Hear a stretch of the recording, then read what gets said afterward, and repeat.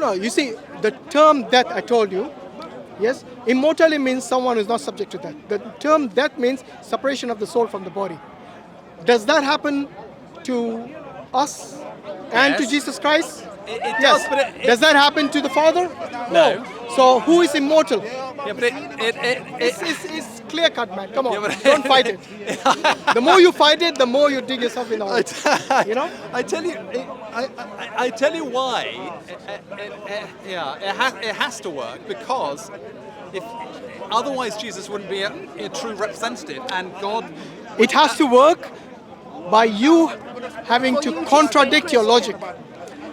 The only way you can do this is put your logic aside and then just believe blindly. Yeah, but it doesn't. That's the only way it's going to work. No, I'm not believing blindly. You are. I'm believing on the basis of. I'm believing on the basis of the principle of substitution. The principle of non-contradiction should apply here. What is the principle of non-contradiction? That whatever you say it should not be internally contradictory. In this case, you either maintain he's fully God and immortal, or you maintain he died for you. It's a catch-22, mate. You can't. There's no way around it. Trust me. Well, Christians would say, well, that is why he has to be holy God and holy man. Yeah, but if you're fully God, then you must be immortal. Otherwise, you're not fully God. But what I don't understand is why you have a problem with Jesus being, dying and being immortal at the same time. Why can't he? It's contradiction. The whole idea of dying shows that he is not immortal. But we die. You have to literally change the definition from the Oxford English Dictionary of immortal in order to achieve that. Well, when the Christian understanding, as with the Muslim understanding, is when death happens, it's obviously soul and body is separated, and the flesh. The soul is separated from the body. The soul disappears from the body, and the body is rots and returns to the soil. Yeah. But also that man is separated from God. Which is a spiritual death. Yeah. Yeah, So but we are not talking about. We are not talking about spiritual death here. We are talking about the crucifixion. The crucifixion is not a spiritual death. Do you agree? No. That's the So don't try to. Well, no, it is because that's the forsakenness. That's why God, No, but we have dealt with the forsaking already. So now we are on to crucifixion. Well, unless you're telling me crucifixion was just spiritual. No, it wasn't just spiritual. It's So physical and let's stick to that, but which is physical, not spiritual. I don't see why. I don't see why you have a problem with Jesus being both immortal and dying in the flesh. It's contradictory. How many times I told you? Yes, but I don't see that. I don't see that it is a contradiction. You have defined death. Sorry, you define the term immortal as someone who does not die. Am I right? Well, now you're saying Jesus died, but he's immortal. Well, do you not see the contradiction? Well, I'm saying he died in the flesh, but not in the spirit. Yeah, we've already dealt with that part. Yeah, I know, but so he that means separation of the soul from the body. Did that happen to Jesus? Yes, it did. Hence, he's mortal, not immortal. The ball is in your court, mate. But like I said, there's no way around it. You have to forego something in order to achieve this doctrine of crucifixion. I tell you why I don't have a problem with it because we know that not in the body, but the Jesus went to hell and preached to the prisoners in Hades. So do you realize that your soul is also immortal? Yes. So does that mean that if everyone's soul is immortal, then everyone would be immortal? However, the Bible says, wait. The Bible in 1 Timothy 6:16 says, He, God, alone is immortal. What does the term alone mean? Well, I'd have to go and look at the context of that, but doesn't the context not mean he's eternal? Are you actually doubting the fact that God is not immortal? No, he's immortal and eternal. I agree. I totally agree with that. Whereas we're not eternal. Our souls are immortal. I totally agree that we are eternal. Sorry, God is immortal and eternal. Yeah, that's it. But when you say immortal, what is your understanding? Well, I'm saying that in the spirit never dies. Did you see how we changed the definition from earlier? I had to. You had to, yeah. You forced me. You see that? No, I didn't force you. When you say in spirit, Yeah. you're separated, then that's even worse. Because Jesus on the cross, yes, he cries out. He wasn't dead yet, remember? But he said, "You forsook me. You abandoned me." That's right. Now Which had to that happen. is the spiritual abandoning. That's right. You see? Yeah. That is the spiritual death which you are referring to, That's right. which happened to Jesus as well. That's right. So in both cases, you lose out, mate. Well, I don't think I don't He was think I do. abandoned spiritually, and he Yeah, died. But that has Bodily. to be, that has to be the truth in order for him to act as our true representative, which is what the whole sacrificial system. You can't say he had to die. You see, God is able to forgive you, remember? Yes, but God, Why do you not believe in the God- mercy of yeah, God But God, and his forgiveness? but God forgives us on the basis of Jesus' death, because God is a just God. He can't just He can. forgive. Ezekiel 18, I give you the example. The wickedest of the wicked, their sins will be forgotten as if they never happened. Yes, but we know that. Yeah, but we know that. If they seek forgiveness. Yeah, but we know that's in the context of God's overarching plan of salvation. God just, he doesn't. God's He plan, just doesn't. God's plan of salvation does not include human sacrifice. Yeah, but it includes divine sacrifice. Well, God, that's still God's plan, right? Yeah. So it'll still be human sacrifice Yeah, well. by God. Yeah, but I mean. You see, look, doesn't matter how you dissect it, Yeah. you're going to come to a position which you either ascribe to God as being not immortal, or you start saying, I don't believe in the crucifixion. But because you want to maintain both, then you're going to contradict. You know, one of the principles in the Quran is that if this book is from other than Allah, other than God, then surely you will find contradictions in it. Well, The fact that I see contradictions in your book shows to me that it cannot be from God Almighty. Well, with respect, I don't see quite the contradiction the same way that Do you you not? do. Okay. No, I don't quite. Shall I spell it out again for you? No. Let's not. He knows it. He knows it's a contradiction. He knows it's a contradiction. I don't. But he just doesn't want to admit. I don't see that. I don't see. Let go of that. You know, when you say that the soul is immortal, as is Yeah, human, yeah. you're kind of confirming what Hashim is saying. God can't be God. If you're referring the immortal word as his soul is immortal, are you not confirming that Jesus was not God? He was human, just like us. Well, he was fully human and fully God. So he was. Actually, that's not in the Bible. You keep repeating that. Yeah, It's not in the Bible. But it. Nowhere in the Bible does it say Jesus is fully God. I agree he's fully man, no doubt about that. But there's nowhere in the Bible which says that he's fully God. Well, that's why By the himself. Jews put him, Jesus well, doesn't that's say why. that. Well, that's why the Jews put him to death. I mean, because it's. The Jews always wanted to stone him. Well, they wanted to stone him on the grounds of blasphemy. No, it wasn't for blasphemy. He was actually challenging the Pharisees. The Pharisees were the ones who were actually in charge of the communities, and so obviously they wanted to kill him because he was a direct threat to them He was a direct threat to them, of course. and their career. He was a direct threat to them. Do you see now why they wanted to kill him? Not because he was speaking the truth. But because he was speaking the truth and because of his divine claims. Where did he say he was divine? Well, for example, when he, for example, John 8, when they said, how can you say that you were around before Abraham, and he says, before Abraham was, I am. So he existed before Abraham. How does that make him God? Well, because he used the divine name. He said, What is the divine name? well, because when he says I am, that's the name. I am is not a divine name. According to the Bible, the Old Testament, Yahweh is a divine name, and even that the pronunciation no one knows because it's just four tetragrammaton. No, not because it's in Hebrew, because it's just consonants. There's no vowels in there, hence you can't just pronounce it without adding vowels to it. We're not sure. Exactly. Yeah. So that's not a divine name. I am. It's just a translation, and even that is a bad one. Yes, but it still means I am who I am, or I am a bit. If you ask the Hebrews, see how they translate it in their English versions of the Tanakh. Well, they either translate it Yahweh or Jehovah, don't they?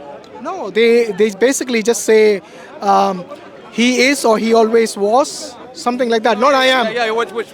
It was not I am. It can be translated I am who I am, So or I if am, you- all being. You can If you translate look it. at the Exodus passage, In when he the- says I in the am who burning I bush. am, it is basically Ahyeh, Asher, Ahyeh, not Yahweh. So it's not a divine name. But that Yeah, but You're being misinformed. And you're misinforming your church. You're a pastor, aren't you? I'm not. You're not? I'm not. I'm just a pew filler, Okay. as they call us. That's a good one, actually. No, but you. How did you translate the name Yahweh? He is, or he always will be. Or, Oh, well, that's the same. That's the same essence. That's what but makes that. it's nowhere close to I am. Well, he is, or he will be, or being, or it's slightly ambiguous. Or I will be. And by the way, look, if I am what I am, or I will be what I will be. Popeye, isn't it?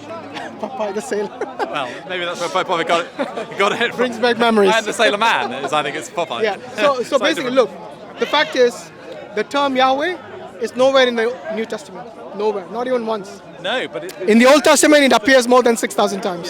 but Why did they get rid of God's name? well, we would say they didn't because we have the Greek equivalent. Yeah, but why did they substitute it? Well, because the language changed. Because The term Abraham is still there. The term Moses is still there. The Well, term because- Jacob's still there. well, because Language changed. All these names didn't change. These are all Hebrew names. well, they didn't dare. Except for But Abraham. the Jews themselves, Yes. they didn't even pronounce the name Yahweh, did they? That's because, like I told you, there's no vowels, they- so well, they it's use the name impossible Lord for instead. them They use the to name pronounce Lord it and for instead. us to pronounce it. The reason Yahweh became popular because this is what the evangelicals called it. Yes, they had to pronounce it somehow. They can't keep saying Yod Ha Wah Ha. They can't keep No, saying that. no, that's right, You know, no. so you can't say YH WH all the No, time. no, so they had to give it So some they sort had of to give it a pronunciation. connotation Yeah. and a shortening of that. And that's how they came up with Yahweh. But no one from the academics, from the scholars, will tell you that's how it's pronounced. Because they cannot affirm we it. don't know. We don't know. Yeah, We don't they know. cannot affirm it. So what we understand is that when Jesus says, before Abraham was I am, yes, it is not something that is proclaiming that is God or that is even proclaiming God's name. Yes? It just means that Abraham saw his days and he rejoiced, which is basically that he knew about Jesus as coming somehow. Yes? He's a prophet of God, so he knows about him. And Jesus is saying is before Abraham, I was already predestined to come. Yes? That's what it means, simple as that. But nowhere, when Jesus gives you something which is clear cut, like John 17:3, yes, when he says, when he says, you the only true God, you alone are the true God, yes, then he's already saying that the Father is the only true God. If Jesus says that the only true God is the Father, then there's no room for anybody else to be the only true God. Do you agree?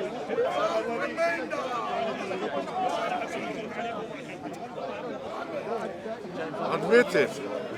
I'm going to have to do a little bit more research, Hashim. We discussed this last time. You should have had ample time to research it. It's been what, a year? It's been a year. Right, we're gonna- Enough time to research it.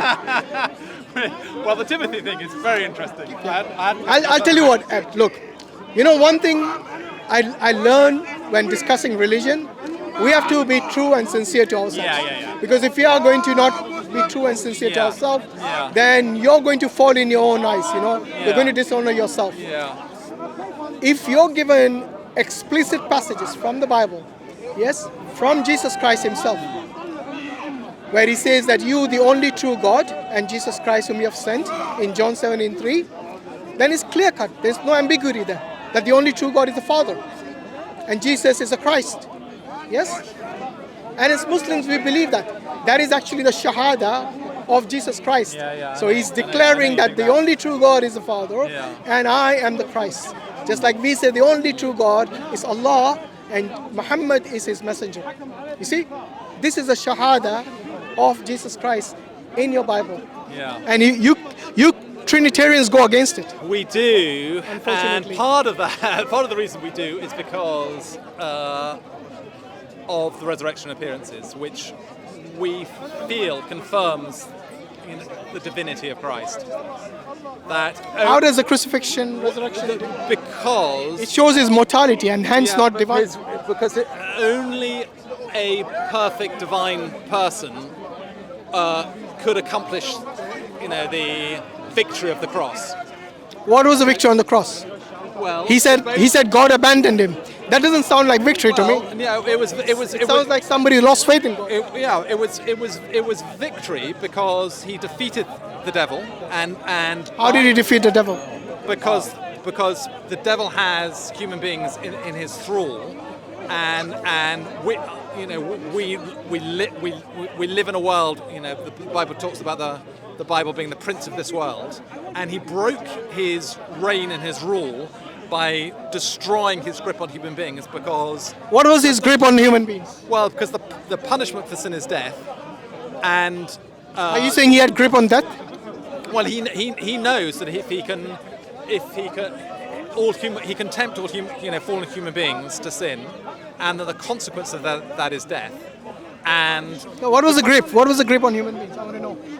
What is it he conquered from Satan? well, he's destroyed his power over. No, look, Satan, look around. Well, In fact, there is more sin today than during the time of crucifixion. Do you agree? well, there were certainly more human beings. So so he's that not was- really he's not really Well, defeated no, Satan.